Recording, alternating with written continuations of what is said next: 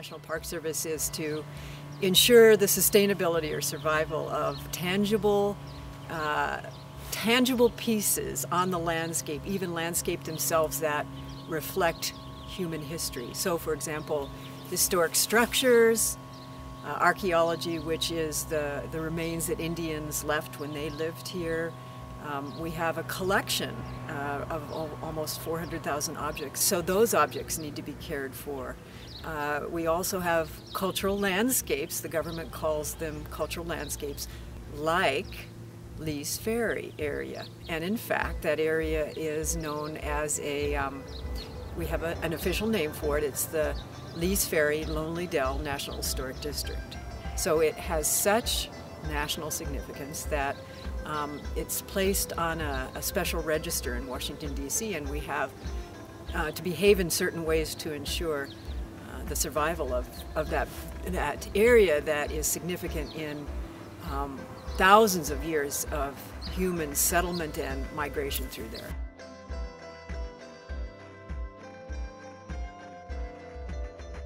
So then in the late 1800s, John D. Lee, who is a member of the Jesus Christ of Latter-day Saints, was asked by the church to set up a farmstead there and help LDS members or Mormon members cross the river there to settle Arizona, where we are now.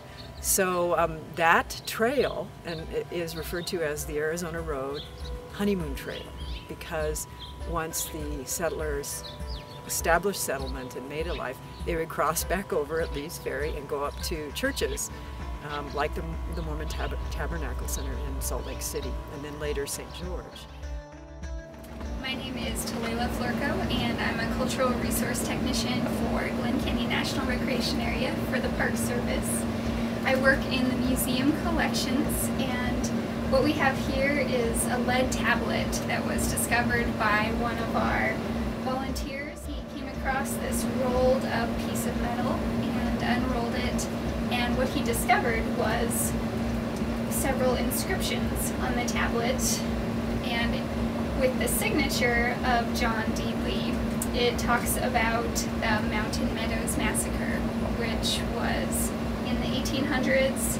A large wagon party was killed, and it's been a very hot topic, a controversial issue for many years. At the Perea, I have now lived longer than expected, though am now ill. I do not fear authority, for the time is closing, and am willing to take the blame for the fancher.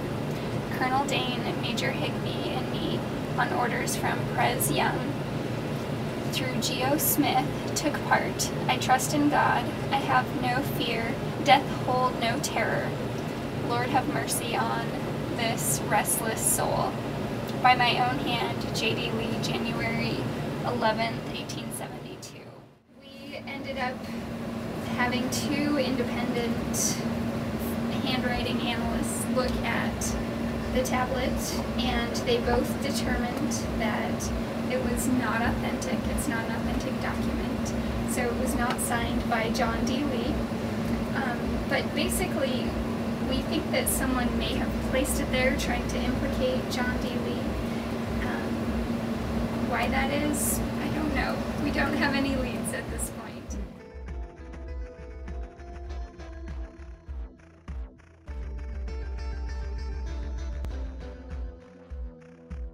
Is today the beginning of what many people that I've visited with, I hike down there in the wintertime, refer to as their sacred journey. Just in the way that I think Native Americans and Mormons felt about that landscape, so do contemporary Euro-Americans. It is a reverent experience for them to begin the journey to travel down the Grand Canyon right there at Lee's Ferry. Hi, my name is Bob Boucher. I'm from River Hills, Wisconsin, and we're here to run the Grand Canyon. We're going to stay out here for about 20 days, and we've got quite a few experienced guys who've been down the river a number of times. This is my first time down the river with my wife, and we have an interesting collection of people from Oregon, Vermont, Utah, Alberta, and here in Arizona. own self-guided trip. I've been on the lottery list for almost 20 years. Really? And we lost the lottery, and we lost the lottery, and then eventually, I think what they had was the loser's lottery, so everybody was a winner. And we filed it in 1991. It took you till now to actually Get the permit. It's a funny system. It too has, it can move one to have that experience, to stand there and to touch it and see others begin their journey down the river. So, you know, it's been a transportation corridor, it's been a settlement area, it's been home to so many people through time, and it's been a place where they begin their own personal and spiritual journeys. So it's truly a remarkable location. I think it resonates, my belief is it resonates like Old Faithful does at Yellowstone. It's a place that people have heard about. I bet you could ask anyone across the country if they've heard of Lee's Ferry, and they have. Not everyone would know what it's about, but it has that much power in our collective memory. Again, we may not fully understand it all, but when you look into the history and culture, you still see the powerful role it plays.